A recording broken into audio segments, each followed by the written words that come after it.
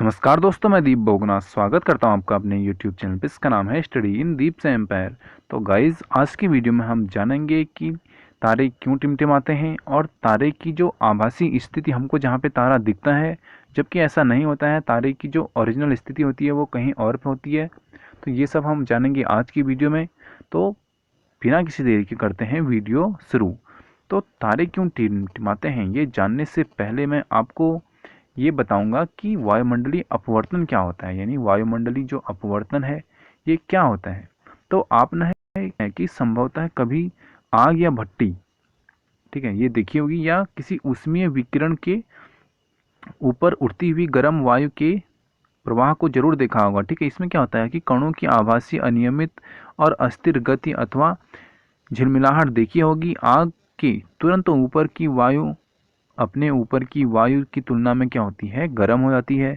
गर्म वायु अपने ऊपर की जो ठंडी वायु की तुलना में हल्की यानी कम सघन होती है, तथा इसका जो अपवर्तनांक है वो ठंडी वायु की अपेक्षा थोड़ा कम होता है, क्योंकि अपवर्तन यानी अपवर्तक माध्यम जो किया है हमारी वायु है। ठीक है, इसकी जो भौतिक अवस्थाएं हैं वो स्थिर नहीं है ना। यहाँ पे कभी आग की लपटें जा रही हैं और कभी क्या हो रहा है, यहाँ पे गर्म हवाएं, कभी ठंडी हवाएं आ रही हैं। तो इसलिए क्या होता है, और इसलिए जो गर्म हवाएं हैं, ठीक है, यानी जो हमारी गर्म हवा है, गर्म हवाओं से होकर देखने पर वस्तु का जो आभासी स्थिति है वो क्या हो जाता है, परिवर्तित होती रहती है। इससे आपने देखा होगा कि अगर बीच में कहीं पे आग लग रही हो तो उसके कारण हमको जो पीछे का जो रियल स्ट्रक्चर होगा वो नहीं दिख पाता है। ठीक है, हमको वो हिलता डुलता दिखता है या ऐसा लगता है कि वो कहीं और है। इस प्रकार यह अस्थिरता हमारे स्थानीय पर जो पर्यावरण है में लघु स्तर पर वायुमंडलीय अपवर्तन, यानी जो पृथ्वी के वायुमंडल के कारण प्रकाश का जो अपवर्तन होता है उसकी बात हो रही है यहाँ पे। ठीक है, का क्या करता है, एक यही इसी का एक प्रभाव है। तारों का टिमटिमाना बृहत स्तर की एक ऐसी परिघटना है। आइए अब हम देखते हैं कि इसकी व्याख्या हम किस प्रकार कर सकते हैं। तो सबसे पहले अब हम सीखते हैं कि तारे क्यों टिमटिमाते हैं। तारों के प्रकाश के वायुमंडलीय अपवर्तन के कारण ही तारे टिमटिमाते प्रतीत होते हैं।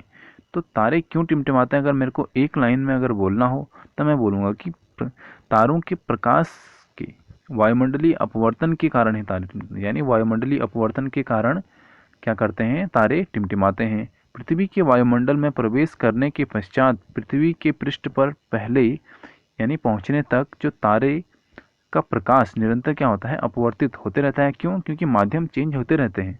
ठीक है, वायुमंडलीय अपवर्तन उसी माध्यम में होता है जिसका क्रमिक परिवर्ती, ठीक है, अपवर्तनांक हो, यानी जिसका जो क्या हो, क्रमिक परिवर्ती अपवर्तनांक हो। यानी वहाँ पे क्या होता, अगर क्रम से होगा तभी हमको वो ठीक से दिखाई देता। क्योंकि वायुमंडल तारे के प्रकाश को अभिलंब की ओर झुका देता है, अतः तारे क्या होते हैं, तारों की आभासी स्थिति उसकी वास्तविक स्थिति से कुछ भिन्न प्रतीत होती है। ठीक है, और क्षितिज के निकट देखने पर कोई तारा क्या है कि अपनी वास्तविक स्थिति से कुछ ऊंचाई पर दिखाई देता है, यानी जहाँ पे उसकी वास्तविक स्थिति होती है वहाँ से क्या है कि कुछ ऊंचाई पर दिखाई देता है। इसके अतिरिक्त जैसा कि ऐसी ही परिस्थितियों में पिछले अनुभाग में हमने ये वर्णन किया जा चुका है कि तारे की वह आभासी स्थिति की स्थिति क्या है, सभी स्थायी, ये स्थायी नहीं होकर थोड़ी थोड़ी देर में बदलती रहती है। क्यों? क्योंकि जो वायुमंडल का भी मैंने आपको बताया, पृथ्वी के वायुमंडल की जो भौतिक अवस्थाएं हैं वो क्या है, स्थायी नहीं है, क्योंकि पृथ्वी तो घूम रही है। ठीक है, और तारे पृथ्वी से बहुत ज़्यादा दूर है। चूंकि तारे बहुत दूर हैं अतः वे प्रकाश के बिंदु स्रोत के सन्निकट हैं। क्योंकि तारों से आने वाली जो प्रकाश किरणों का पथ थोड़ा थोड़ा क्या होता है, परिवर्तित होते रहता है।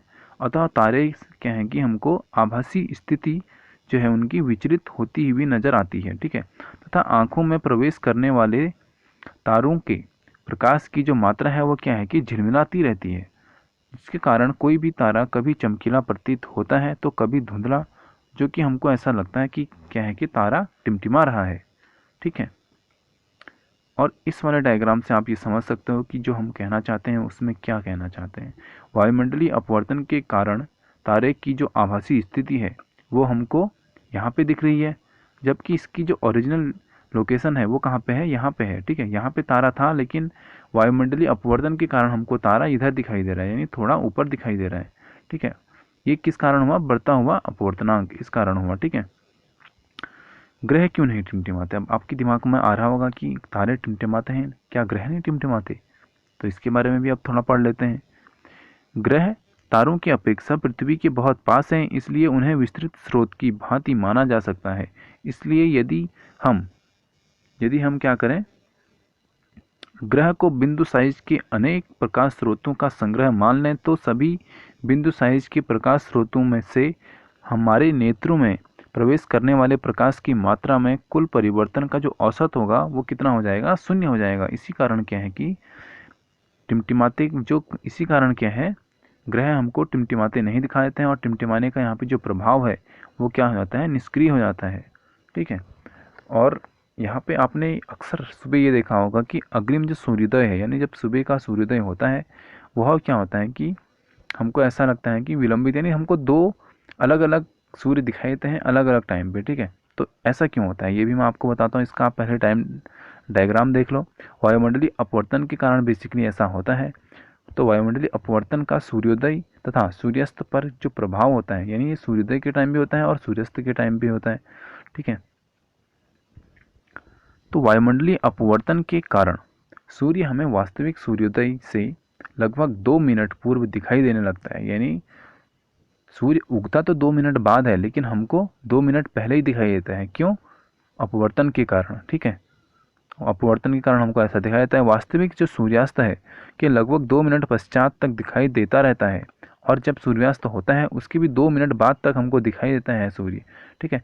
वास्तविक सूर्योदय से हमारा अर्थ है जब सूर्य द्वारा वास्तव में क्षितिज के पार करना, यानी जो कि हमको डायग्राम में मैंने आपको दिखा दिया, क्षितिज का पार, यानी यहाँ पे क्षितिज है तो क्षितिज से जब पार हो जाएगा तो वहाँ पे जब हमको दिखाई देता है तो ये क्या होता है कि 2 मिनट पहले और 2 मिनट बाद का यहाँ पे सीन हो जाता है। तो जो ऊपर वाली यहाँ पे स्थिति है ये आभासी है, ठीक है। ये जो डायग्राम है ऊपर यहाँ पे हमको आभासी, यानी ये चीज़ हमको दिखाई देती है, जबकि रियल कैसा होता है, यहाँ होता है, ठीक है। अब पृथ्वी तो घूमती है इसलिए हमको ऐसा दिखाई देता है, ठीक है। और जो मेन कारण है वो है वायुमंडलीय अपवर्तन। अगर क्वेश्चन पेपर में पूछता है तो आप वहाँ पे लिखोगे वायुमंडलीय अपवर्तन के कारण ऐसा होता है। वास्तविक सूर्यास्त तथा आभासी सूर्यास्त के बीच समय अंतराल लगभग 2 मिनट है। इसी परिघटना के कारण ही सूर्योदय तथा सूर्यास्त के समय सूर्य की जो चक्रिका क्या है, चपटी प्रतीत होती है, ठीक है। आपने यहाँ पे देखा भी होगा कि जो हमको सूर्य दिखाई देता है सूर्यास्त के समय, ठीक है, तो उसकी जो चक्रिका हमको दिखाई देती है वो कैसी दिखाई देती है, चपटी दिखाई देती है। हमको ऐसा लगता है कि सूर्य चपटा हो गया होगा, कब, सूर्योदय के समय। तो यहाँ पे इस वीडियो को करते हैं समाप्त। अगली वीडियो में हम जानेंगे कि प्रकाश का प्रकीर्णन, यानी इसमें हम सीखेंगे कि प्रकाश का प्रकीर्णन क्या होता है, और हम जानेंगे टिंडल प्रभाव जो कि ज़रूर पूछा जाता है, ठीक है। तो यहाँ पे करते हैं इस वीडियो को समाप्त। जय हिंद, जय भारत।